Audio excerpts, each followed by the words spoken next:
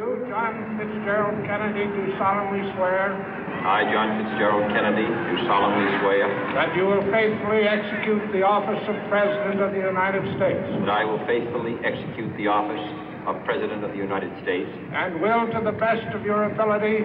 And will, to the best of my ability. Preserve, protect, and defend the Constitution of the United States. Preserve, protect, and defend the Constitution of the United States. So help you God. So help me God.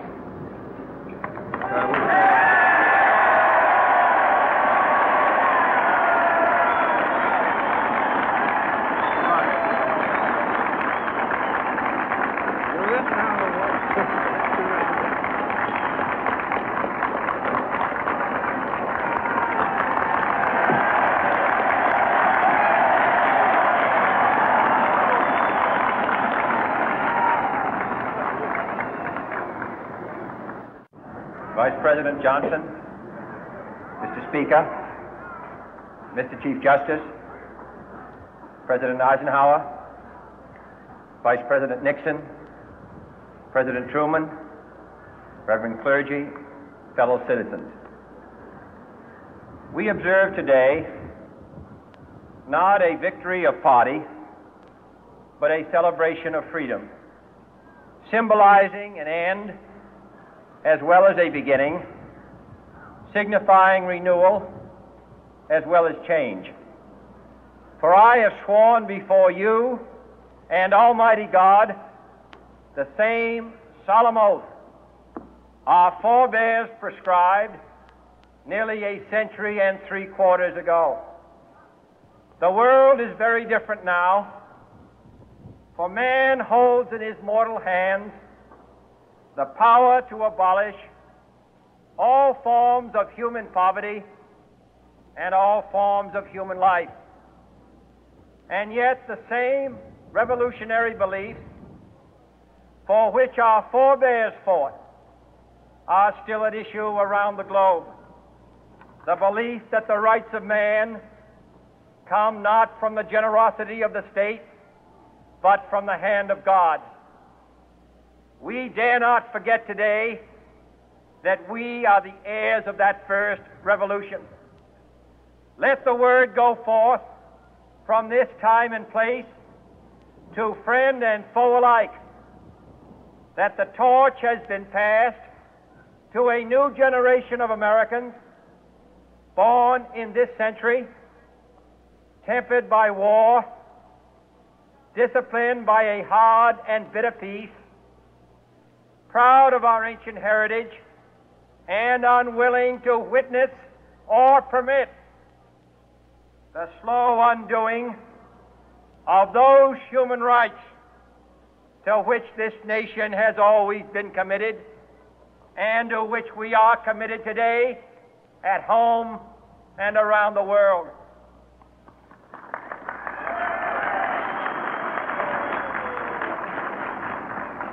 Let every nation know, whether it wishes us well or ill, that we shall pay any price, bear any burden, meet any hardship, support any friend, oppose any foe to assure the survival and the success of liberty.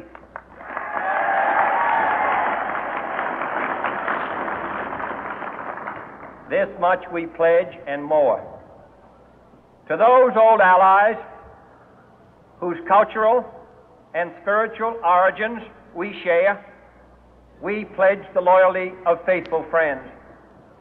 United, there is little we cannot do in a host of cooperative ventures. Divided, there is little we can do, for we dare not meet a powerful challenge at odds and split asunder. To those new states whom we welcome to the ranks of the free, we pledge our word that one form of colonial control shall not have passed away merely to be replaced by a far more iron tyranny.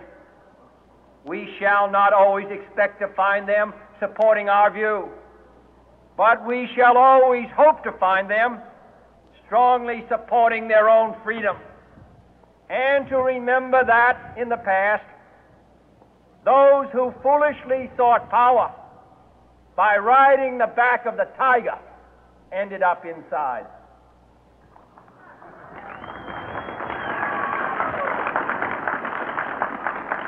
To those people in the huts and villages of half the globe struggling to break the bonds of mass misery, we pledge our best efforts to help them help themselves for whatever period is required, not because the communists may be doing it, not because we seek their votes, but because it is right.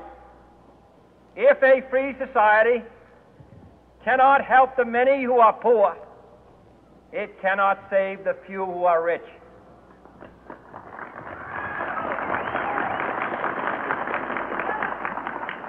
To our sister republics south of our border, we offer a special pledge to convert our good words into good deeds, in a new alliance for progress, to assist free men and free governments in casting off the chains of poverty.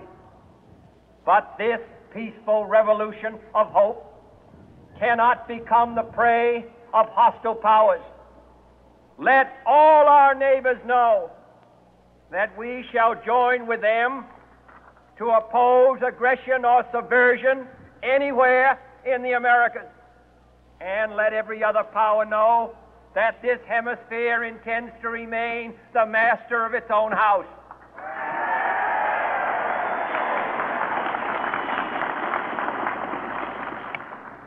To that world assembly of sovereign states, the United Nations, our last best hope, in an age where the instruments of war have far outpaced the instruments of peace, we renew our pledge of support to prevent it from becoming merely a forum for invective, to strengthen its shield of the new and the weak, and to enlarge the area in which its writ may run. Finally, to those nations who would make themselves our adversary, we offer not a pledge, but a request that both sides begin anew the quest for peace. Before the dark powers of destruction, unleashed by science, engulf all humanity in planned or accidental self-destruction, we dare not tempt them with weakness, for only when our arms are sufficient beyond doubt can we be certain beyond doubt that they will never be employed. But neither can two great and powerful groups of nations take comfort from our present course, both sides overburdened by the cost of modern weapons, both rightly alarmed by the steady spread of the deadly atom, yet both racing to alter that uncertain balance of terror that stays the hand of mankind's final war. So let us begin anew, remembering on both sides that civility is not a sign of weakness, and sincerity is always subject to proof. Let us never negotiate out of fear, but let us never fear to negotiate.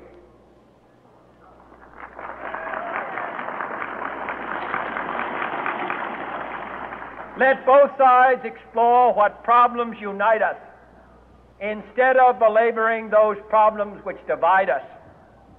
Let both sides, for the first time, formulate serious and precise proposals for the inspection and control of arms, and bring the absolute power to destroy other nations under the absolute control of all nations.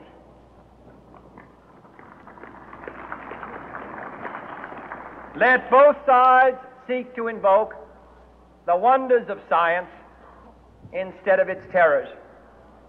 Together, let us explore the stars, conquer the deserts, eradicate disease, tap the ocean depths, and encourage the arts and commerce. Let both sides unite to heed in all corners of the earth the command of Isaiah to undo the heavy burden and let the oppressed go free.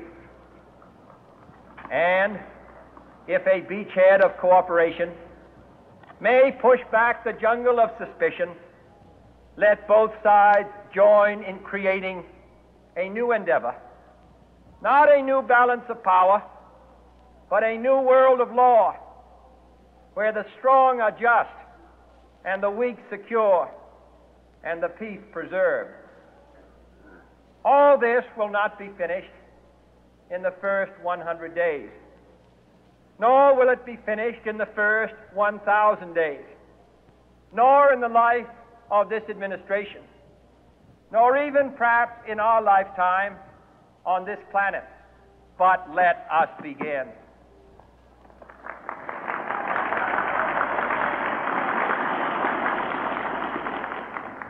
In your hands, my fellow citizens, more than mine, will rest the final success or failure of our course. Since this country was founded, each generation of Americans has been summoned to give testimony to its national loyalty. The graves of young Americans who answered the call to service surround the globe.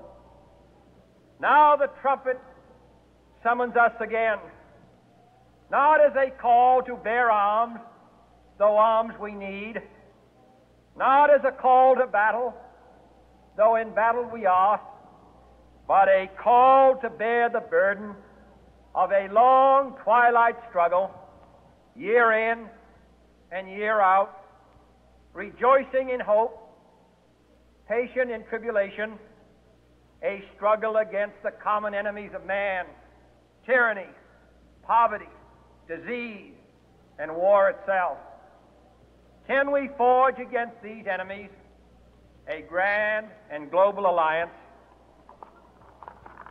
north and south, east and west, that can assure a more fruitful life for all mankind? Will you join in that historic effort?